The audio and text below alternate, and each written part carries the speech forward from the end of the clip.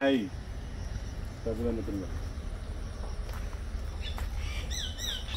গাড়িগুলার আসলে ভবিষ্যৎ কি? পচে গলে নষ্ট হওয়া ছাড়া আর কোনো দেখতেছি না আমি।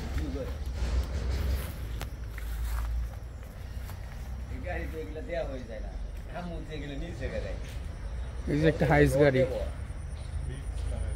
ওইটার নিচে আরো আছে।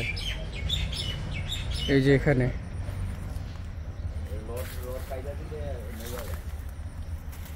আল্লাহ, ওইখানে আরেকটা আছে একবারে ওই গাছের চিপাই। এই যে আরেকটা গাছের চিপাই, ওই যে দেখা যাচ্ছে।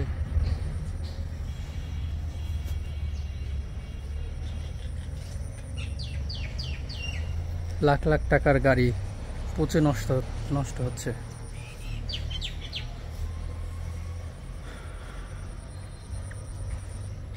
আসলে এগুলো যথাযথ আইনি প্রক্রিয়ার মাধ্যমে দ্রুত বের করার একটা প্রক্রিয়া আবিষ্কার করা দরকার।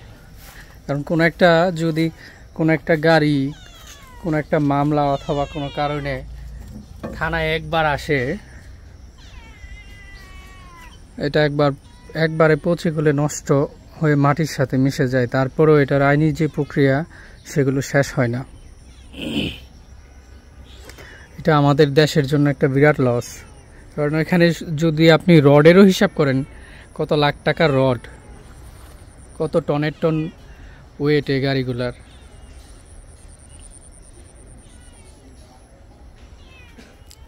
প্রিমিও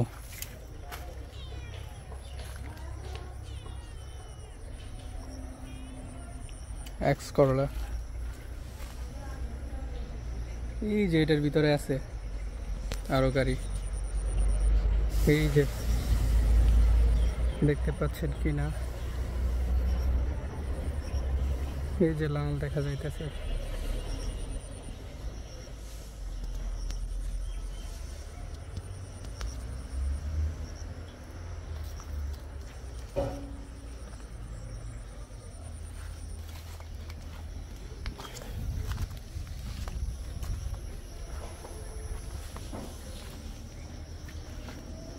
আমি যদি আপনাদের আরো কিছু গাড়ি দেখাই, এই যে দেখেন,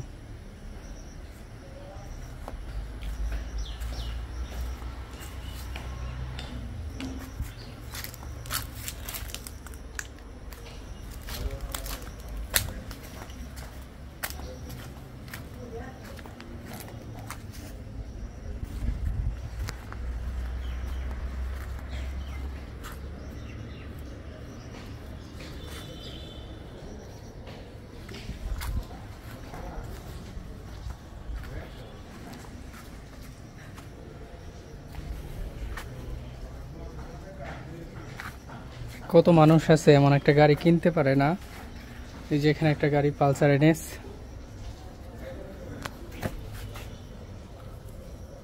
কত সুন্দর একটা গাড়ি। এখানে আরো অনেকগুলো গাড়ি আছে।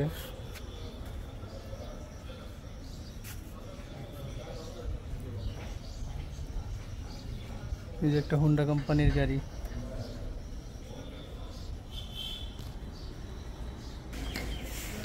এখানে দেখেন একটা গাড়ি,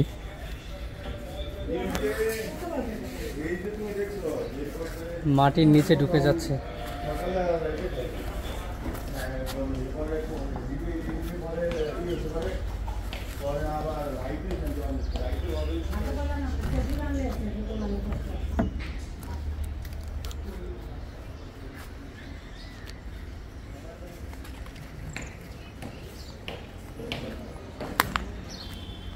এই গাড়িগুলো হচ্ছে হয়তো কোনোটার গাড়ির কাগজপত্র নেই, অথবা কোনোটা অ্যাক্সিডেন্ট করছে, মালিক পরে আর গাড়িটা নিতে আসে নাই, অথবা অবৈধ গাড়ি মাদকসহ ধরা পড়ছে, পরে আর নিতে আসে নাই। এরকম বিভিন্ন আইনি জটিলতার মধ্য দিয়ে যে সমস্ত গাড়িগুলো বিভিন্ন থানা, কোর্ট সহ বিভিন্ন জায়গাতে আছে, সেই গাড়ির মার্কেট ভ্যালু হাজার হাজার কোটি টাকা হবে। তো আমি প্রত্যাশা করি এই সমস্ত গাড়িগুলোকে একটা সহজ আইনি প্রক্রিয়ার মধ্য দিয়ে দ্রুত সময়ের মধ্যে নষ্ট হওয়ার আগেই যেন কোনো একটা ব্যবস্থা করে জনগণের হাতে তুলে দেওয়া হয়, অথবা সরকারি কোনো খাতে এই নষ্ট হয়ে যাওয়া গাড়িগুলোর যে সঠিক অর্থ সেটা যেন রাষ্ট্রীয় কোষাগারে পৌঁছায় অথবা কোনো মানুষ এটাকে ব্যবহার করতে পারে।